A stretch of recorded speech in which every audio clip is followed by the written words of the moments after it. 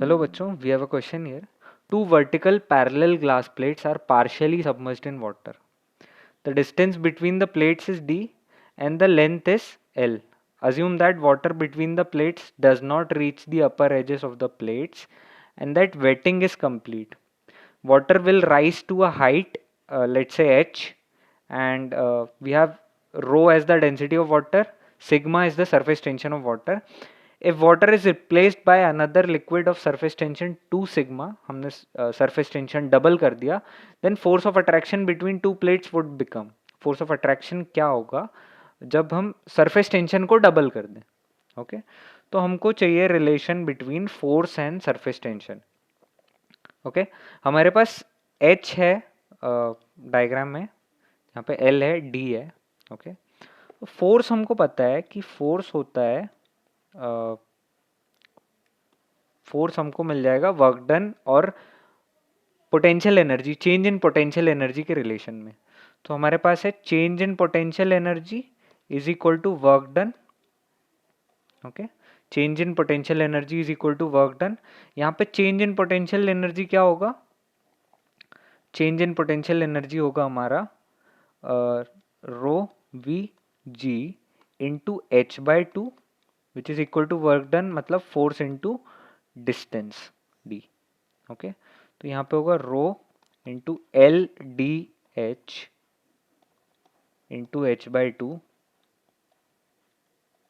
Okay which is equal to force into D.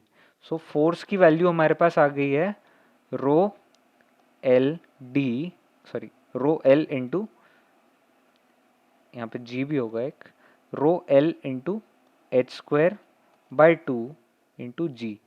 Okay ये value है हमारी force की. ओके अब हमारे पास एक ये रिलेशन है, तो हम यहाँ पे कह सकते हैं कि रो कांस्टेंट है, एल कांस्टेंट है, जी कांस्टेंट है और टू कांस्टेंट है. क्योंकि हम नेक्स्ट केस में सिर्फ सरफेस टेंशन चेंज कर रहे हैं, तो हम यहाँ पे लिख सकते हैं F is directly proportional to h square. F is directly proportional to h square. ठीक है इसको हम इक्वेशन 1 बोल देंगे. नाउ हमारे पास H height raised in this situation के लिए भी हमारे पास एक इक्वेशन है, that is 2 sigma by rho ji D. दो पैरेलल प्लेट अगर वर्टिकली पार्शियली सबमर्ज्ड हो वाटर में या किसी और फ्लूइड में, तो हमारे पास एक इक्वेशन होती है सरफेस टेंशन की with respect to height raised, और ये इक्वेशन है H is equal to 2 sigma by rho ji d. तो यहाँ पे 2 कांस्टेंट होगा, डेंसिटी हम चेंज नहीं कर रहे हैं. ओके सो अगर H यहाँ से हम रिलेशन बताएं उसका सरफेस टेंशन से, तो H is directly proportional to surface tension.